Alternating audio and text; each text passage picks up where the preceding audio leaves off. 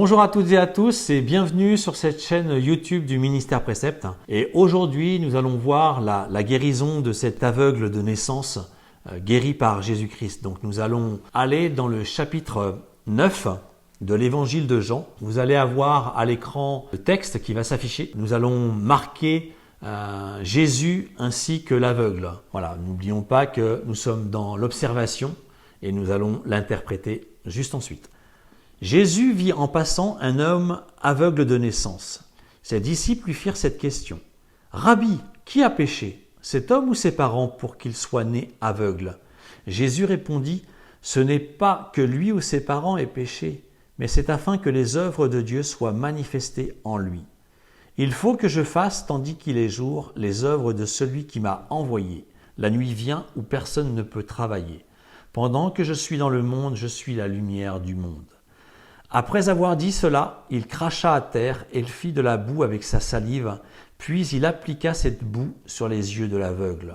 Et il lui dit « Va et lave-toi au réservoir de Siloé », nom qui signifie « envoyé ».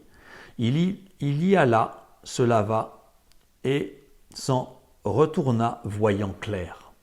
Amen. Amen. Nous voyons une nouvelle fois un miracle que Jésus accomplit dans la vie d'un homme. Cet homme, nous ne le connaissons pas, nous ne savons même pas son âge, mais nous savons une chose, c'est qu'il est né aveugle. Et durant sa vie, nous observons dans ce texte que Jésus va le voir passer devant lui. Ses disciples vont lui poser la question, mais Jésus connaît cet homme puisqu'il sonde son cœur, il sait ce qu'il y a à l'intérieur de son cœur. Et pour que Jésus s'arrête, c'est parce qu'il a été interpellé. Et pourtant, nous sommes dans Jérusalem. Jérusalem, il y a énormément de monde. Les Juifs se sont rassemblés, ils sont en train de fêter la fête des tabernacles, la fête de Sukkot. Il y a beaucoup de monde, mais Jésus va être interpellé par cet homme né aveugle. Et il va aller vers lui. Et d'abord, il va répondre à la question de ses disciples qui ne vont pas comprendre pourquoi cet homme est aveugle. Est-ce que c'est lui ou ses parents qui ont péché? Mais Jésus va leur répondre que c'est pour manifester la gloire de Dieu dans la vie de cet homme. Comme Dieu désire manifester sa gloire dans la vie de chacun. Et Jésus va leur dire, il faut que je fasse, tandis qu'il est jour, les œuvres de celui qui m'a envoyé. Et là, Jésus est sur la terre pour accomplir la volonté du Père. Il accomplissait des miracles dans la vie des gens. La Bible nous dit au verset 6, qu'il va cracher par terre. Et avec sa salive et la poussière et la terre, il va en faire de la boue. Et cette boue, il va l'appliquer sur les yeux de l'aveugle. Cet homme qui est donc aveugle ne voit rien, ne connaît pas Jésus puisqu'il ne le voit pas. Mais il entend sa voix. Il sent que Jésus lui met de la boue sur les yeux et il va entendre Jésus lui dire « Va et lave-toi au réservoir de Siloé ». À partir de ce moment-là, Jésus va le quitter et cet homme va prendre la direction du réservoir. Mais mettez-vous à la place de cet homme.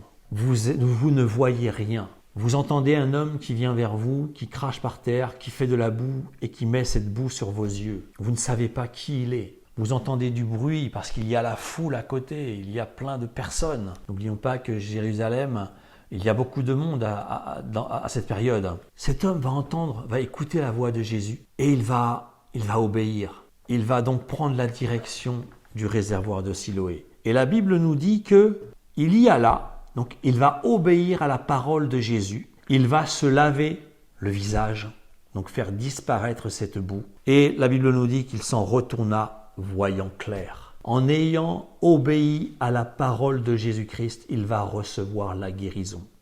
Waouh! Extraordinaire. Mais n'oublions pas que cet homme a dû passer par des moments difficiles. Pourquoi? Lorsque Jésus a mis cette boue sur ses yeux et qu'il lui a dit « Va te laver au réservoir de Siloé ». Souvent, lorsque nous lisons ce texte, nous pensons que le réservoir est peut-être à côté et que cet homme a fait quelques mètres et s'est lavé les yeux. Nous allons voir ensemble, à travers ce plan de la ville de Jérusalem, que la distance entre la rencontre de Jésus et de cet homme et là où est situé ce réservoir de Siloé est à environ 5 voire 600 mètres. Puisque la parole de Dieu nous dit à la fin du chapitre 8, au verset 59, que Jésus se cacha justement de ces Juifs et il sortit du temple. La scène se trouve justement entre la sortie du temple et le réservoir de Siloé. Et donc Jésus va dire à cet homme, et lave-toi au réservoir de Siloé. Donc cet homme va parcourir toute cette distance. Et nous savons que le diable ne veut pas que nous puissions être bénis, que nous puissions entrer dans la bénédiction de Dieu. Je pense qu'il a dû mettre le doute, des pensées négatives dans la tête de cet homme. Peut-être qu'il lui a dit, mais qu'est-ce que tu fais ?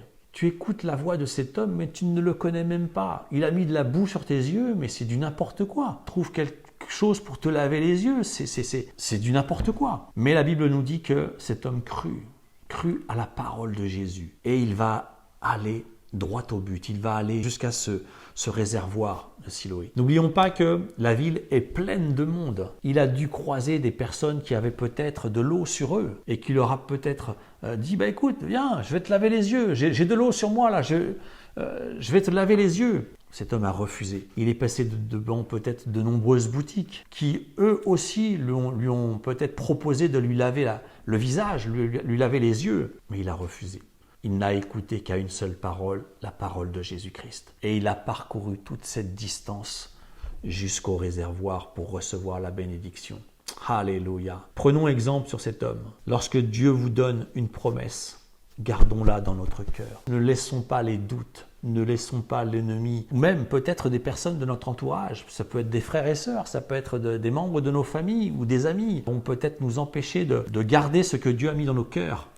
De nous mettre le doute. Gardons dans nos cœurs ce que Dieu nous donne, ces promesses que Dieu nous fait dans sa parole pour recevoir cette bénédiction comme cet homme, cet aveugle né de naissance. La guérison a reçu la bénédiction. Dieu veut vraiment nous bénir dans tous les domaines de nos vies. Et peu importe ce que nous avons, peu importe par où nous passons, Dieu a les yeux sur nous et Dieu désire changer nos vies. Dieu désire nous transformer. Dieu désire nous donner en abondance. Mais nous devons obéir à sa parole et garder notre foi et nos yeux sur Jésus. Amen. Alléluia. Voilà ce que je voulais vous partager. Je vous remercie de m'avoir écouté. À très bientôt pour de nouvelles vidéos. Soyez bénis.